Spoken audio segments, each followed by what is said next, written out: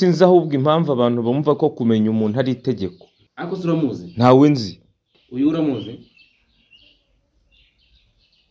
Oya ntawe nzi. Ntabwo umuzi? Ninde? Yitwa Prophet Joshua. Ntabwo umuzi?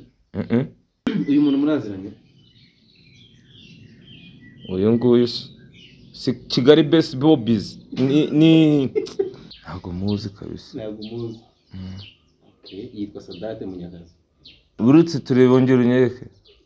Ariko ndabona ari umusilamu. Afite sijida. Yari manager kandi ibintu bye abikora neza. Ikindi muziho nuko yanditse ko arambiwe. Ariko ntago muzi ngewe. Ntago muzi. Uyu muntu uramuzi? Cyangwa uraziranye? Teta Sandra. Ndamuzi turanaziranye. Ariko akaba n'umuhanzi wa danje hejuru yawe. Ukuruta. Ashingiye kuki? Abonye n'undi muntu wavuze ngo dufite depression turi benshi. Nimba uzi ko umuntu afite depression, ahubwo wabona ari wowe yashenguye. Nta bindi bintu uzi usibye ibikorwa byiwe. Nateye yarabyaye. Bamuri Runono. Bande? Bagodifata. Ndamuzi. Ndanamwubaha. Ariko ntago muzi. Ntago ari byiza guca umuntu intege. Kandi nanjye mu bitekerezo byawe bibi nguciye intege. Mu Rwanda tugira ceremony yo kwita izina. Abana b'ingagi. Ntago nabura izina. Nshobora nko kuyita nshuti ariko mu ngagi imbere iba yera kuko irinjiza. Ariko inyuma bisa umukara. Nayetuwera. Kigali News Channel. Stay connected, stay entertained, and stay inspired with Kigali News Channel.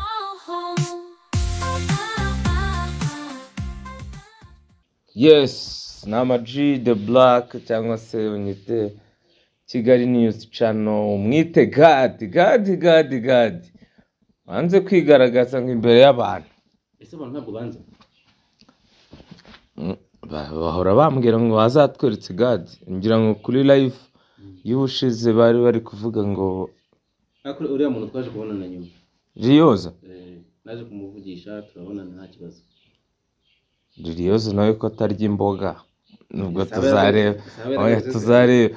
Ikintu rero nababwira nuko ibiganiro byacu twababwiye ko ari akagaruka. Mvugira ngo B1G. Ku isi hose. Mvugira ngo ubuto bwa mbere ku isi ni zahabu. Mvugira ngo Mango 4G. Agira internet sawa cyane. Sawa cyane. Wowe wari umeze ute? Ngiye meze neza. Maze iminsi ndeba ibiganiro byacu. Sobonye urunyogwe suzi icyo ari cyo. Urunyogwe. Yego. Usanze ndi kurya urunyogwe. Abantu batazi urunyogwe nababwira ngo nta mashaza. None uzi kurya urunyogwe wihingiye. Wiyejereje witonoreye. Ibyo bintu ni ibintu biryoha cyane. Ko rudatinda gushya wa. Warubonye ariko. Sanzo tonora. Turaruriye meze neza. Nari bikabise. Mu kiganiro twakoranye ubushize. Abantu benshi bakomeye. Baradututse. Oya ntabwo badututse. Ntabwo barimo baribaza ukuntu utazira ko ikimuntu. Ariko sinzi ahubwo impamvu abantu bumva ko kumenya umuntu ari itegeko. Ntabwo ari itegeko. Akora abantu nanone dukwiye kuba tuzi. Hari ukumenyana. Urumva? Hari no kumenya umuntu. Bihise kuba umuzi kuba ni kanaka. Oya turaziranye nuko bakabivuze. Ariko suramuzi? Ntawe nzi. Ama wose uburanzi? Uranze? Kubyo sinakureba nkukuyoberwa. Turaziranye ibyo ngibyo bimenye. Hari ukumenyana no kumenya umuntu. Ubwo ndi kubaza umuziranye. Wowe uri kumbaza ngo uyu muntu uramuzi? Oya basi ujya ukumenya amacaka no kumenya izina rye n'icyo akora. Ibyo sisi bihagije. Nzakaza akora? Uramuzi? Turaziranye. Oya. Turaziranye. Rambo turaziranye rwose. Rambo. Wowe. Nuwo nguwo nyine. Yitwa Rambo. Hano rero nari mfite abandi bantu. Ariko nabonye nawe bakwibatse ngo washishuye. Gushishura gute? ngo wazanye content y'abandi. Ari umuntu wigeze ku isi akrea content ku buryo avuga ngo umuntu yego abo abo ngiye ntabwo nimbizi ko nashishuye. Ngaho rero ujya washishura noneho bya nyabyo. Nushaka ushishoragaho ahantu hamwe ntavuze. Umuntu wa mbere nifuza kukubaza niba umuzi umwe n'ikintu cyiza cyangwa se wenda akantu k'umwihariko umuzi. Ntago muzi uwo muntu tuba tuzira. Mbibaze gute umuraziranye? Hari umuntu nzi basi ujye mbwira kuzi izina rye. Oya izina rye mba ndizi. Nta kibazo ujye mbwira ngo yitwa kanaka. Akora iki? Twagiye. Utangiye guseka utaramaze. Uyu muntu bamuzi? Bamwita Korode. Ni umunyamakuru. Ni umunyamakuru. Nduvuze ngo bikomeje gukomera ngo mutuze ngo yani ndamuzi. Korode si muzi iki kintu cya nyine nuko nyine umuzi iki kintu cyase. Ntago ushobora kumubura ku rukiko mu buryo bwo gutara inkuru. Nicyo kintu ngiye muzi. Nta rusengero rwe nzi. Ni umunyamakuru nicyo kintu muzi. Nicyo kintu muzi. Uyu mugabo uramuzi? Bamwita Jess Kiza wa Mipango. Ngo ni umwami w'abagore. Ariko ni nabyo. Muraziranye? Ndamuzi njyewe noya. Ndamuzi. Wowe ndamuzi. Ariko se nta kintu kimwe muzi kindi. Akunda ibiryo. Kandi akunda no kuvugisha ikibonezamvugo. Nyine aravuga akatura akavuga. Ariko ntago navuga ko ntamuzi. Mwihakane ubwo uzi ukuntu yambaga. Ukitinye nuko yakubaga. Ariko ndamuzi niyo mpamvu nyine nkubwiye ko muzi. Sunde gando rufite kumwihakana. Hari umuntu wigeze wihakana kandi umuntu? Hari abo tuziranye hari n'abunzi. Ako nanone nabo utazi mutanaziranye. Yego. Uyu uramuzi? Oya ntawe nzi. Ntabwo muzi? Ninde? Yitwa Prophet Joshua. Ntabwo muzi?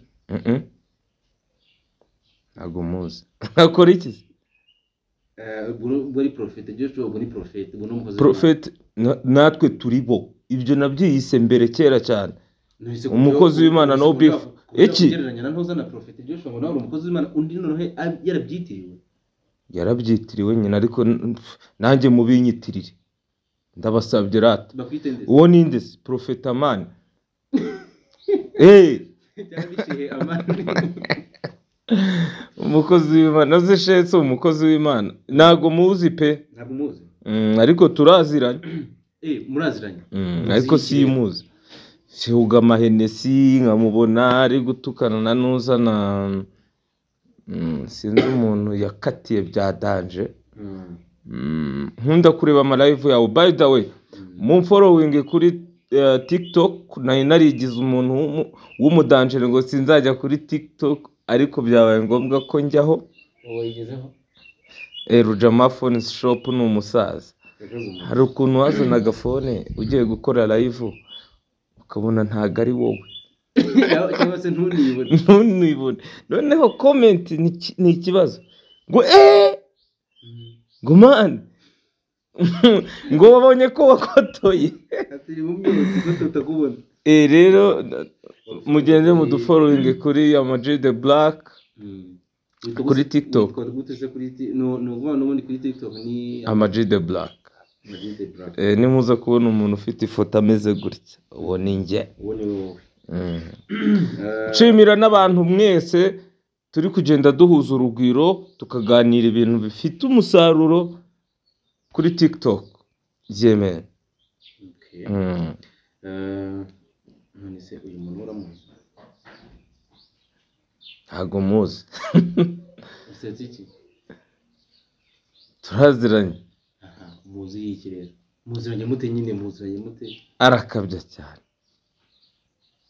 Arakabya ariko ni inshuti yanjye arega kumenya umuntu sinzi ikibazo mufite ko mutari kumva ikintu ndi kubabwira. Nzajya mbaza ngo gute Muraziranye? Okay. Anywa ibiyoga, ni umuntu nyine tuziranye, asobanura filime neza, agakabya, giti cy'imizi mirefu.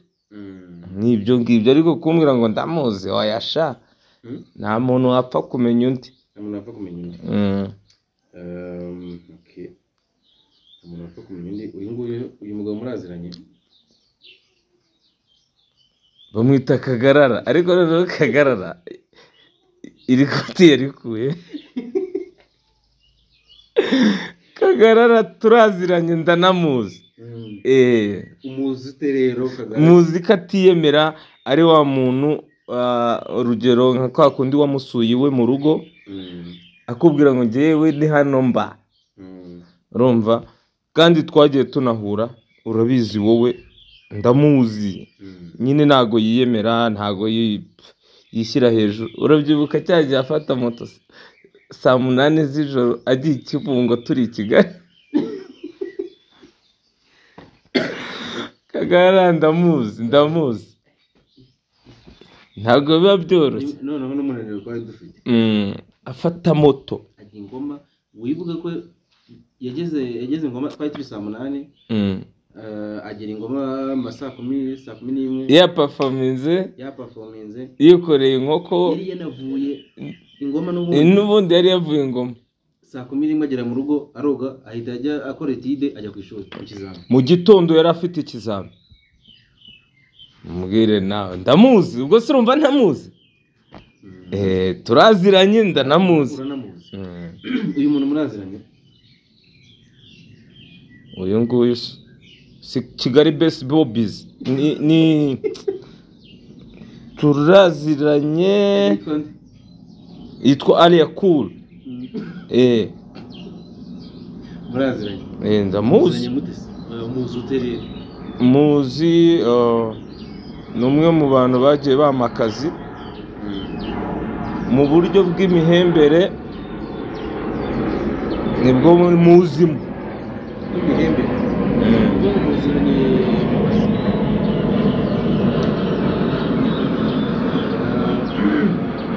uyu muraziranye?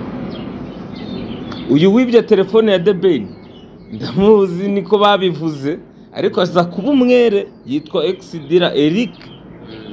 Ndamuzi. Ndamuzi. Umuzi ute rero? Ndamuzi, turanaziranye. Nyine ni umuntu ukunda ibintu bya, nigeze kumubaza ngo ubyutse ugasanga nk'ama YouTube channel, boss wa YouTube channel yabivuyemo, wabigenza ute? Ni mu YouTuber? Yacuruza n'amacano n'ibiki byose, ariko ahanini akunda gukoresha icyo bita computer, murandasi, n'utuntu. Umuhanga cyane muri byo. Umuhanga cyane. No gutegura utuntu tw'udutaramo twitwa mu nguna ahantu. Batwita ngo ni ubuntu bwo buzavamo n'utuntu nk'utwo. Buzavamo? Arabizi. Dira man Sedek. Ni ishumi yanjye. Ni ishumi yawe. Uyu muraziranye? Nsabi ndamuzi. Ndamuzi, uretse gato. Ndamuzi, turaziranye. Nsabi ndamuzi.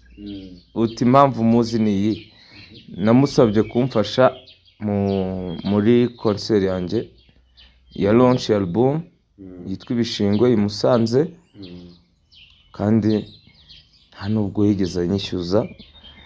Nyine umutima we, nyiritse umutima wo gufashanya, ubwo bivuze ko turaziranye, ndanamuzi. Uyu mugabo uramuzi? Muraziranye? Wiso kuri Rayon Sport ninde? Ntago muzi. Ntago muzi kabisa. Ntago muzi. Okay, yitwa Sadate Munyakazi. Nose yashishuye undi muntu. Urutse turebe ongera unyereke. Ariko ndabona ari umusilamu. Afite sijida. Ubwo ndamumenye rero. Yigeze kuyoboraho Rayon Sport. Okay. ubwo ntabwo Ubwo ndamumenye. uyu we muraziranye Uyu nguyu rero we noneho.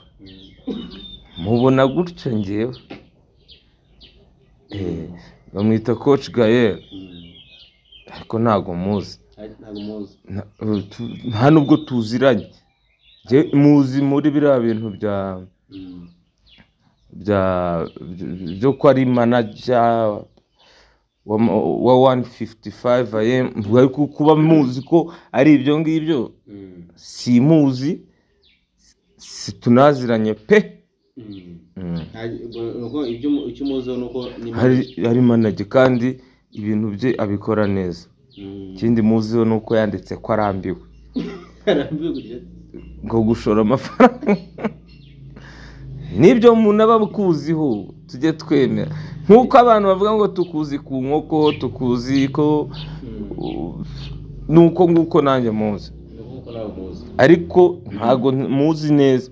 Turaziranye mu buryo bwa industry. muraziranye mwarahuyeho? Oya sindamubona gute n'umuntu kandi mu followinga aho tuba tuziranye. ahubwo wowe umuzi ko ashobora gusanga atagufollowinga atanakuzi. Ntakamenye, none se ubundi yaba mfashije urumva. Njyewe ntago simvuga ko ntamuzi, nzi ibikorwa bye, n'iryo zina ndarizi, ariko ntago muzi njyewe. ntabwo muzi. uyu muntu uramuzi cyangwa muraziranye?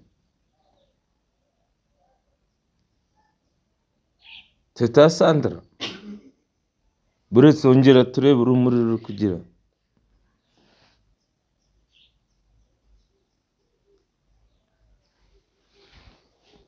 Yambaye ibirinete man, nosuga nawe. Sha, nibwo mubonye kabisa, ntago muzi. ntabwo muzi. Yitwa nde? yitwa Isimbi Noeline. Iryo zina riri kunca mu matwi, ndumva ndizi, ariko ntago nari nzi ko asa gutyo. ntabwo uruzi nyiraryo? Okay. Umuntu w'ikiboneza mvuga. Ndamuzi ngo naramwumvisha. ugaragara twigamo kubazaho byinshi. Nibyo nzi, nozi navuga ibyo ntazi. Okay. Amaji.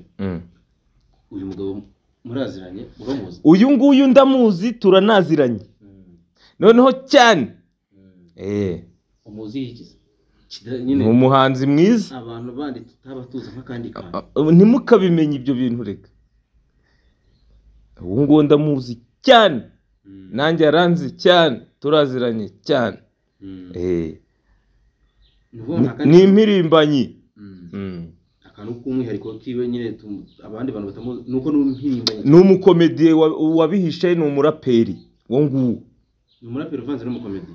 Ariko yashatse ukuntu abinyorosha. Ababonye mutangiye kuzana ibintu byo gushaka kumuvumbura, azana utuntu ngo nyine kugira ngo Bruce Melody uri umuraperi, uri n'umukomediye, mbivugiye hano kandi abantu benshi barabizi. Ariko ni n'umuhanzi w'umuhanga, ni n'umuraperi wa danje burya.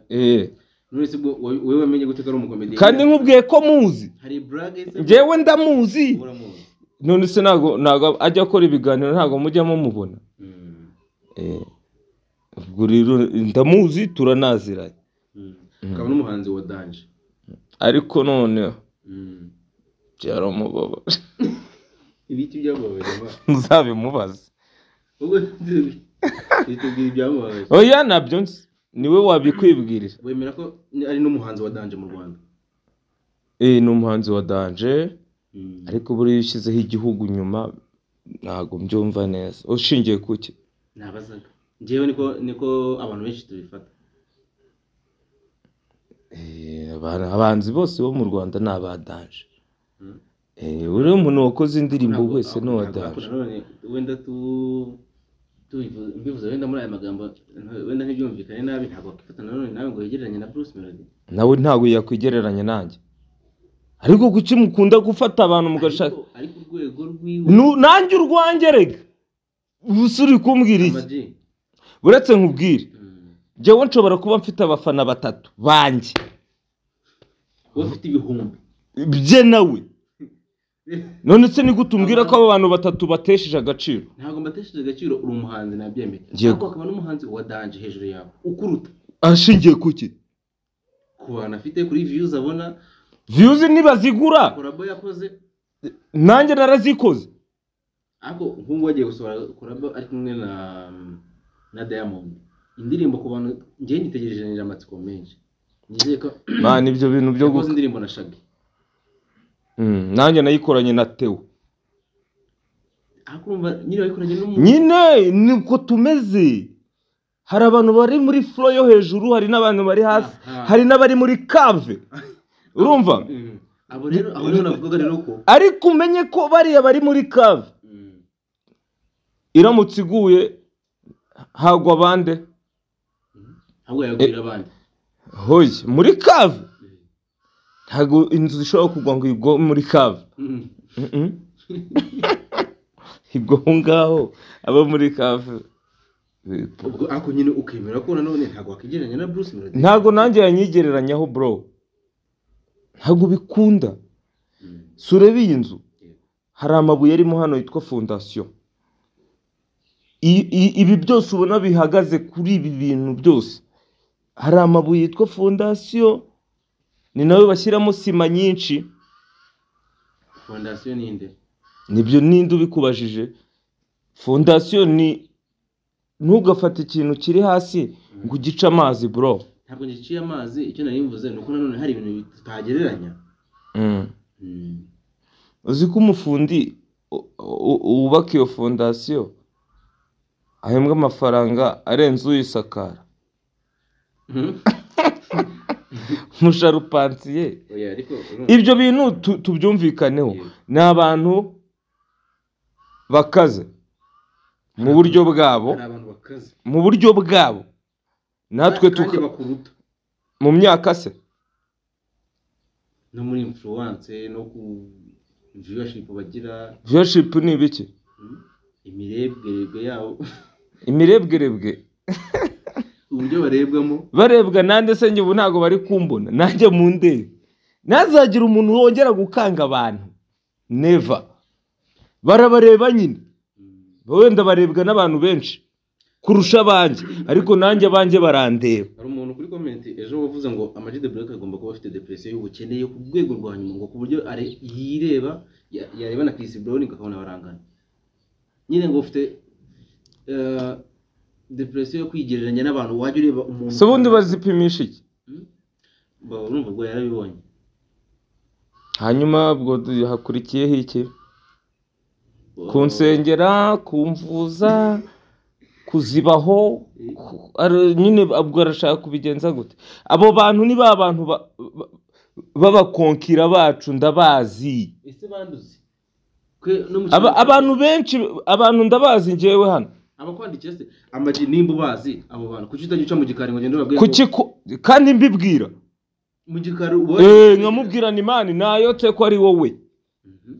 Kuko ibyo bintu n'ukuntu twabikoraga nanjye ndabizi. Nawe ugize kubikora? Yego. Nubwo rero noneho niza account bibagiwe ko nzizi. Ubwo rero ni bagenzi bawe rero nigobotoye. Kumva ko Kigali News Channel bagomba kuza kuyisebya. Ama G The Black agomba man never. Ese ntushobora gusanga wikomba abantu? Ndabazi sha. Kubusa nta kintu. Nanjye niko banyikoma.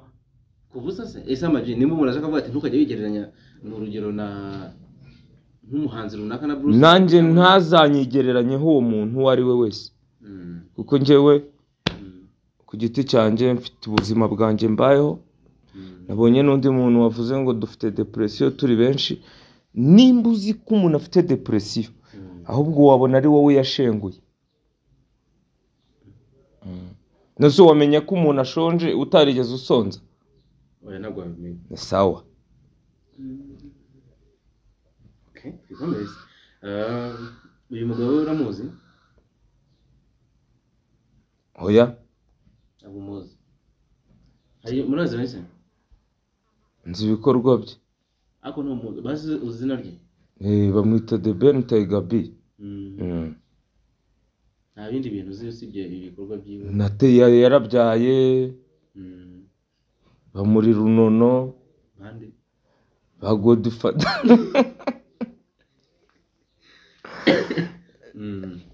ni umuhanzi mwiza prefera mu njyana ya R&B navuga ko ari we muhanzi mu Rwanda njyewe nakuze numva kandi mufana narakuze man nyine wakuze ufana The Ben wakuze umuntu n'abagenzi banjye baramufana uyu mugabo uramuzi cyangwa na mu gitondo twari turi live bamwita Theo bose babiyoka uyu nguyu arahara bamufotoye ngo yanyweye ikintu cyo kunywa bashaka kumuteza abantu yagiye kugama sabye n'imbabazi umugore we mu ruhame Theo rero ni umuhanzi nkunda ibihangano bye ni igihangano wumva ukumva ko kitazasaza kuko akunda kuvuga ubuzima buhari buriho kandi Theo ni inshuti yanjye ndamuzi ni inshuti yanjye Amag uyu mugabo uramuzi ndamuzi ndanamwubaha ariko ntago muzi turaziranye muzanye gute se nyina ngira inama ni umupapa ukuze mu buryo butandukanye habe mu mitekerereze mu kuba umubyeyi no mu buryo nyine bwa kimuntu bamwita Antoine Rutayisire none nkunda ko mfana yeah man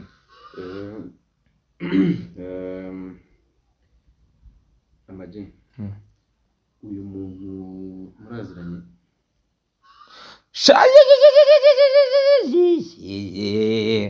bamwita Shadibu turaziranye cyane wongere ngo cyane muziranye mute rero turi inshuti cyane ni umwana mwiza tu umwana mwiza Shadia man Shadia hari akantu se k'umwihariko wenda umuziho ni inshuti yanjye mu buryo bwihariye yego inshuti yanjye ngira ngo ejo bundi ngarura na Instagram yanjye abantu babibonye niwe wenyine na followingaga Shadia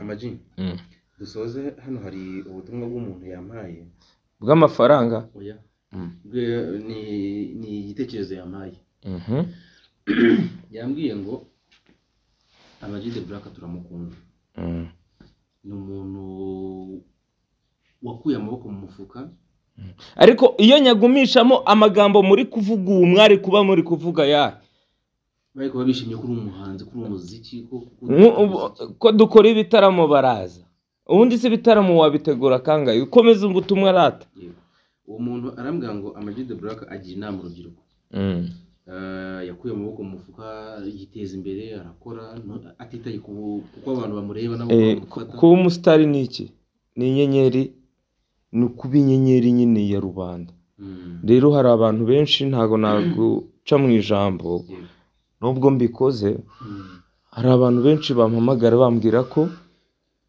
nabo batangiye umushinga wo korora abandi bari guhinga ariko n'abantu bambwiye ngo bakeneye kuzazana bakakwegera nibura nk'umunsi umwe yes bakishyira hamwe rwose welcome naribi rega man kwiga no kwigana ntago wabonye biriya bya yuje yego utagiye kwiga ngo wigane wabonye imishwi ko yatangiye kuza so rero ngewe icyo mvuga abantu benshi bakunda ubusongarere nabariya abantu baba bari kudutuka mu makomenti ni abasongarere ubwo n'iki ko ari abasongarere wabona oya ari umuntu ufite akazi ari atakigonyemo. None se wajya kuvuga amateshwa nk'ayo ngayo ufite akazi? So rero ntanjye ariko simbaveba kuko buri wese aba afite abamukunda, abamwemera, abamwigiraho, ariko abaguca intege nabo iyo baje urabakira. None se ni gute uvuga ngo Ama G ngo afite depression waje gukurikirana ibiganiro yakoze, kandi ejo yasohora n'ikindi ukakireba? Ntubikera kireba. Turagushuje aho uri aho ngaho, aho hano hose uri rwose ubona ari mu kavumo hano yikunje. Wowe utekereza nk'umuntu wandika iriya comment aba ameze nka gute, yicaye hehe, yicaye gute, ameze gute? Aba ari ahantu nyine avuga ati twatumega, cyangwa ni babaniga bagenda bakicara ahantu hari router wenda ya Mango 4G, akicara nk'inyuma y'inzu akavuga ati reka nkurikirane. Ntabwo ari byiza guca umuntu intege, kandi nanjye mu bitekerezo byawe bibi nguciye intege, uri kuvunika, wabaye uriwe cyangwa ugasaba ugatekereza ibyo wakora ukareka kwirirwa uvuga ibintu ku bantu, si byo se? Wowe uri kunyinjiriza warangiza ngo ndakene, wowe uri kwinjiza ngo ndakene. No, hindura wayobye, barakuroze ese uramuniga wazamucakiye man. Tuzamushake. Ndamukunda cyane kuko avuga ibintu bifite meaning. Ejo bundi nabonye akaganiro ke ari kuvuga ukuntu abakobwa ngo bakunda abagabo ngo bakuze kubw'amaramuko. Akoze ntashobora no kumukunda, mukunze neza. Ndakurahiye umva God, waretse tukarangiza ikiganiro. Urangize ntakubwiye ukuntu uwo muntu yambwiye. Uwo muntu yambwiye ngo ntago wibuka umuntu watubwiye ngo kuki mukoresha ngo soundi, buretse gato ngo iyi telefone yanjye ngo ni gute ngo ikora soundi, ngo mwazaguze soundi, kandi noneho ibyo bintu ari kuvuga ari kutwumva, soundi iri kumugeraho. Bigutwaye iki kuba umuntu afite phone gutya? Buretse ku kana ntabwo bisa neza muri video. Bisa no sano twaje gushutinga video yo kuvuga ngo wenda ngo twaje kwirya mu bantu. No, wowe ubwo tuba twakumenye niba amacano baraho nabo bashaka kudusebya ngo baduce intege. Dore ngiyi ndavuga ukanyumva bro. Ese mugani umuntu ari kukumva bundi nose bundi biramureba hiki? Ama G nguyu, ijwi ngiryo, God nguyu nubwo mutari kumureba, ijwi ryo uraryumva. Ikindi kibazo ni iki? Ama G uwo muntu yakomeje agira ati yambwiye ngo Ama G the Black nk'umuntu winspira abantu. Mu Rwanda tugira ceremony, we niko ngo kugerageza kubihuguranya kuko yabimbwiye. Mu Rwanda tugira ceremony yo kwita izina abana b'ingagi. Igikorwa cya rusange nyine cya ntabwo twizihiza twese abanyarwanda. Arambwira ngo Ama G the Black turamutse tumubonye mu bantu bari kwita izina abana b'ingagi byadushimisha nk'urubyiruko, ariko ubwo n'ubutumwa bwawe byabashimisha. Yego.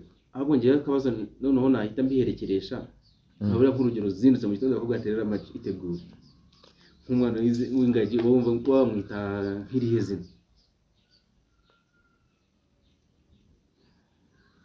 Urumva kunjyanye mu bunyano wihuse urumva? Ariko uratekereza kuko urumva hari igihe ziba ari iz'igitsina gore cyangwa iz'igitsina gabo. Ingagi y'igitsina gabo